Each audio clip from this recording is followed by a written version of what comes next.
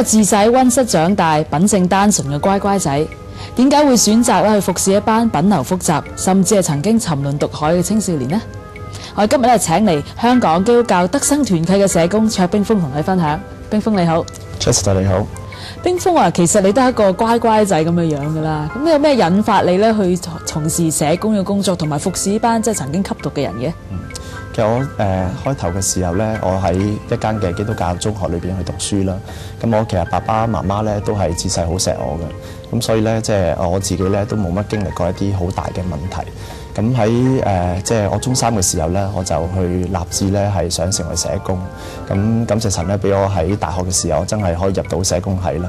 咁喺大學讀書嘅時候，我都去過兩個地方實習，一個咧係青少年嘅中心，另外一個咧就喺呢個嘅懲教處裏邊實習。咁當其時咧有機會去接觸青少年啦，同埋一啲嘅即係囚犯啦咁。其實我都覺得佢哋嘅生命咧其實係好特別啦。亦都咧好想咧係去繼續去服侍呢一班嘅人。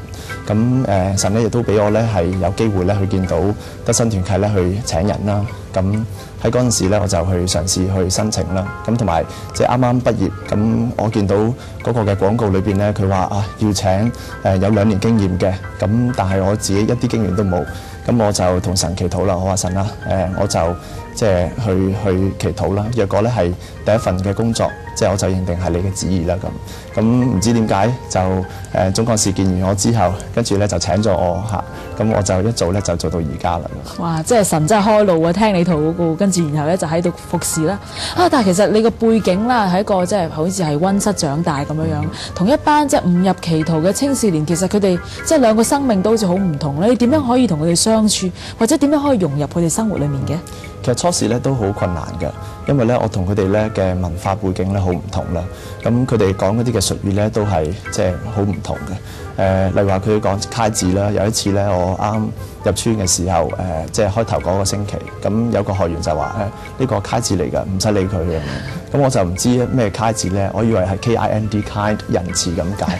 咁後尾我就去問嗰啲過來人嘅隊長啦，咁佢就話俾我聽，其實揩字咧係傻仔咁解嘅。咁我就覺得哇，即係呢個學員咧好唔尊重我，咁我就罰咗佢咧要背箴言第3章嚇。咁我每日咧都咁樣去要求佢咧每日背6節。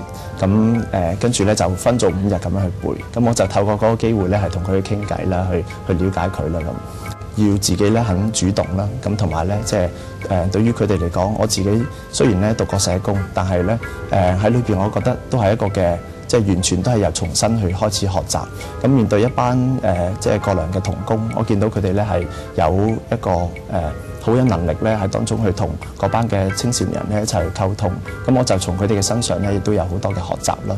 咁我亦都去學習咧，即係嘗試去將自己咧去放低啦，放低自己。咁以至咧我即係更加容易咁樣去同佢哋咧去溝通到咁樣。即係其實因為你哋個背景都好唔同啦，咁同埋你要入村啦，入到村其實好似同出面嘅社會都要即係斷絕咗關係咁樣樣喎。咁你點樣去有冇即係啲適應嘅問題嘅？當初你去開始工作嘅時候？開始工作嘅時候咧，我自己其實佢係請我係做社工嘅，咁但係咧我所主要負責嘅工作咧就係負責狗場。咁我有時又要同啲弟兄一齊清狗屎啦，咁跟住咧就係又要去清一啲嘅沙井啦嚇。一打開蓋嘅時候，哇！即係嗰啲咧全部係好多烏蠅曱甴啊咁樣飛晒出嚟啊！咁跟住咧即係嗰啲嘅油漬咧係好厚嘅，成磚好似咧腐爛咗嘅豆腐咁樣。咁啊即係我又要有時以身作則咧咁樣跳落去啦，咁有時又要推垃圾啦。咁啊會覺得哇！即係我做咩喺度做清道夫咧，係做打雜咧咁樣？我唔係一個社工嚟嘅咩？咁所以咧嗰陣時即係對於一個咁樣嘅工作環境咧係好唔適應嘅。咁我都經常咧去同神咧去祈禱啦，神啊，即係到底你其實想我咧喺呢一度做啲乜咧咁？咁但係反而咧神俾我有好多學習啦。佢提醒我就係覺得其實你做社工係咪一定要坐喺輔導室裏邊咧？唔係㗎。其實當我真正咧係去影響佢嘅生命，即係影響班弟兄嘅生命咧，係需要咧係我真係去同佢哋一齊去生活，一齊去工作，一齊去經歷佢哋咧喜樂嘅嘢，佢哋一啲唔開心嘅嘢。咁所以我自己去學習就係我要成為一個同路人，同佢哋一齊去經歷，一齊去行走呢條嘅路。咁其實你父母點樣睇嘅？即係父母都擔心你啲工作好似好辛苦喎，又唔係坐喺寫字樓嘅，要即係要做好多打雜嘅工作。咁佢哋點睇？或者佢哋有冇即係對你嘅反應，或者會唔會好支持你哋咧？其實初時咧我要過夜啦，咁所以咧係經常咧都唔見人嘅，佢哋咧好少咧去見到我嚇。咁阿媽咧就開頭嘅時候咧都好擔心我，因為佢對一班嘅青少年嘅濫藥者咧會有啲嘅誤解嘅。咁佢成日以為咧佢會覺得會唔會有啲嘅即係嗰班嘅青少年咧，佢會稱佢哋話好似道友咁樣咧，即係佢會攞支白粉針，跟住咧去吉你大髀，跟住咧令到你咧即係打咗針咧，或者係有時會唔會將啲白粉咧落喺呢啲食物度咧，令到你上癮咧咁。咁我就話入邊唔會有呢啲嘢㗎咁。所以咧即係佢有啲嘅誤解，以至咧佢有好多嘅擔心。咁但係即係我好見到咧，其實佢好關心我嚇。咁我爸爸咧就特別咧係比較開明啲啦，佢好支持我。咁例如話有時有啲嘅工作咧，佢都會同我一齊去傾啦，跟住話不如你拍低嗰啲嘅嘢，即係跟住咧我就攞咗一啲嘅影片咧翻去同佢一齊去睇啦，跟住佢就會即係同我一檢討，跟住話你可以點樣改善。咁有時有啲嘅活動我都會邀請佢哋咧一齊嚟參與，咁佢完咗之後佢都會俾我有啲嘅回應咁樣。其實都好支持你喎，其實你爸爸嘅工作。咁媽媽又後尾有冇啲咩改變啊？媽咪咧其實因為都見到我即係喺裏邊咧都係侍奉得都好開心嚇，咁所以咧佢之後咧佢亦都冇其他嘅聲音咧去擔心我嚇，咁佢都好支持我嘅工作。其實你喺即係德生團契侍奉都有即係幾年嘅時間咧，當中有冇經歷過啲即係挑戰啊，或者係即係困難，同埋神點樣幫助你去即係經歷嘅？其實頭先講咗啦，即係嗰個嘅文化嘅差異咧係一個大嘅挑戰啦。第二咧就係因為呢個文化差異咧都引致咧就係即係我自己同佢哋之間唔能夠明白佢哋嗰個嘅內心嗰個嘅諗法啊。咁所以初頭咧其實我自己都會有一啲嘅衝突，咁自己認為即係我作為一個導師，我作為一個社工，好想咧去幫佢，但係好似咧佢有時咧即係啲態度咧係好差，咁有時令到我覺得我心裏邊咧係好唔想咧，即係去繼續去面對。我點解要去面對即係呢班嘅人咧？我出到去嘅時候，可能我做其他嘅嘢咧，我都可以得到其他人嘅尊重。咁所以咧喺嗰陣時咧，即係我經常咧都幾乎咧係每日咧都喊住咁樣咧，同神去祈禱。神啊，你到底要我咧喺度做啲乜咧？我強嘅地方咧，好似我發揮唔到；我弱嘅地方，你反而咧要不斷呈現晒出嚟，係咪？要即係要求我咧，即係不斷要喺裏邊咧係去即係同呢一班嘅弟兄咧有呢啲咁樣嘅角力嘅衝突。咁但係咧神咧去好好啊，俾我咧有好多嘅學習。咁我初時以為咧作為社工有時咧好膽粗粗出努力，好多嘢好想做啊咁但係咧原來佢即係提醒我就係原來我連基本嘅一啲同理心啊、專注聆聽嘅技巧啊，我都未做好。其實當我唔能夠去放低自己，當我唔能夠咧去設身處地去進入佢哋嘅內心世界，去了解佢哋個生命裏邊嗰種嘅心態嘅時候咧，就會即係我自己就唔能夠真正同佢建立到個關係。咁當我咧去嘗試去放低嘅時候啦，咁我就發覺即係同佢哋個關係上邊咧係鬆咗好多嚇。咁例如咧有一次係喺我經常咧都會要即係負責一啲教課堂嘅。咁喺教課堂嘅時候，有啲嘅弟兄咧佢行為上面嘅問題、紀律上面嘅問題，咁我又要去控制。咁之前咧我都試過同佢有好多嘅衝突，咁但係之後咧，當我喺神嘅面前去祈禱，神讓我去謙卑嘅時候，咁我就即係嘗試咧都去同佢傾。我話我知道咧你係即係覺得好煩，因為嗰啲公民數真係令到你好煩。咁但係當你咁樣煩嘅時候，亦都會影響到其他人。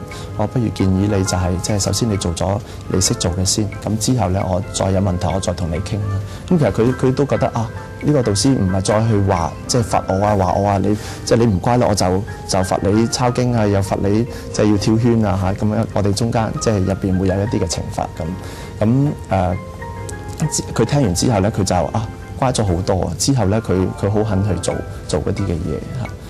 會唔會其實過往咧，你即係咁多年嘅經驗裏面都有啲個案啊，見到佢哋嘅成長，令到好感動啊自己？會啊，其實有好幾個咧，即係都係令到我好感動嘅。咁其中一個咧就係即係佢都係我嘅一個嘅即係組員啦。咁我睇住佢一齊成長。咁到而家咧，佢係成為一個嘅導師。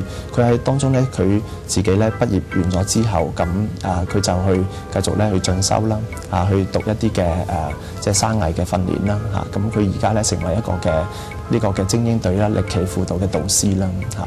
咁所以咧，我見到佢咧，即係嗰種嘅成長咧，我好開心。咁亦都有另外一個咧，就係佢個家庭背景咧，原本佢媽咪因為癌症咧就離開咗世界。咁佢爸爸自細咧就亦都唔理佢哋即係幾兄弟姊妹。咁佢同哥哥咧亦都有一齊咧去吸毒啊！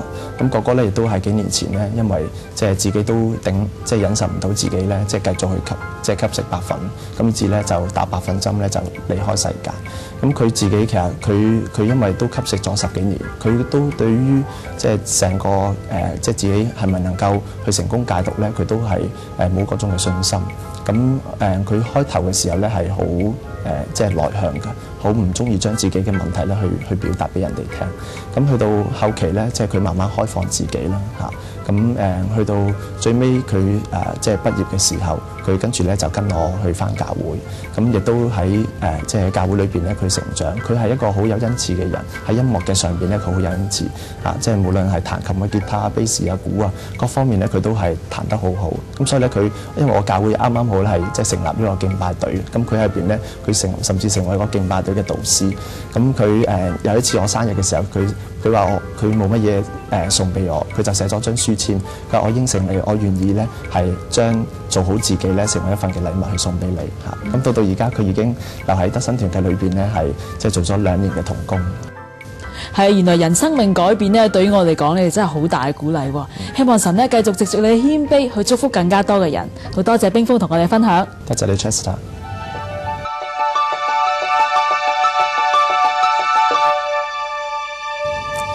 各位朋友，我今日同大家介紹一本書，叫做《釐定個人目標》，係由陳李榮所寫嘅。呢本書係我15歲嘅時候去睇到嘅。咁佢入邊咧，佢講到話，我哋咧需要去為自己去定立目標，因為作者咧佢去引用一個嘅研究，佢講到話世界上邊咧有3%嘅人係有目標而將佢去寫低嘅，有10%嘅人咧係有目標但係冇將佢寫低，同時間亦都係有87% 嘅人咧，佢哋係冇任何嘅目標嘅。而嗰3%嘅人咧，比起嗰10%嘅人，佢哋所做嘅嘢咧係多成50倍到100倍嘅。所以當你喺人生嘅裏邊，你去尋求緊人生嘅方向，或者你唔滿意而家自己個時間嘅管理，我建議你去睇呢一本嘅書，好能夠幫助到你。